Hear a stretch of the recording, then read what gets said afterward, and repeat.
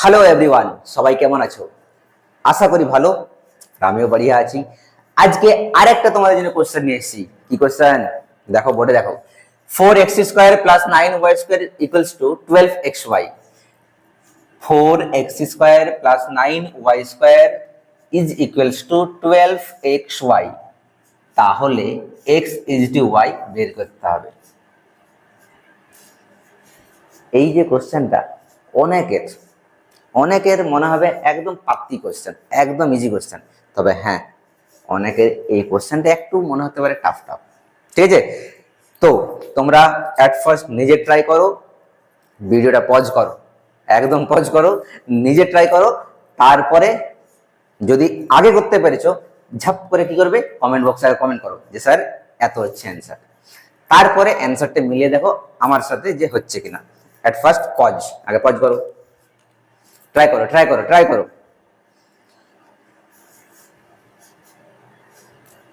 এই তোমরা এখনো করোনি? করো, ট্রাই করো, নিজে ট্রাই করো।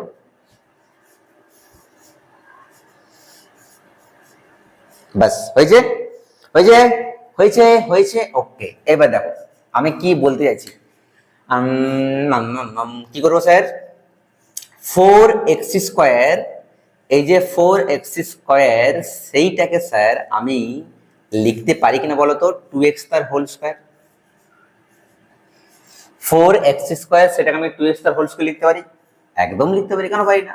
আচ্ছা, ডান দিকে তো আছে 12xy, সেটাকে আমি বাঁ দিকে নিয়ে আসতে পারি? হ্যাঁ, এটাও পারি।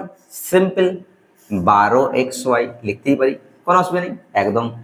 প্লাস এই যে 9y², সেটা কি করতে পারি? 3y²। আচ্ছা স্যার, ডান দিকে আর কোনো কিছু আছে কি? কিচ্ছু নেই, মানে 0। ঠিক আছে,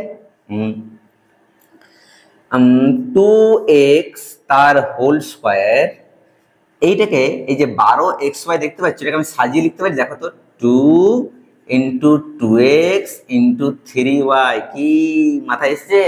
কি করতে চাইছে মাথায় এসছে? Plus 3y²। কিছু আসছে নাকি মাথায়? কুচি হতা হ্যাঁ, আসছে কিছু?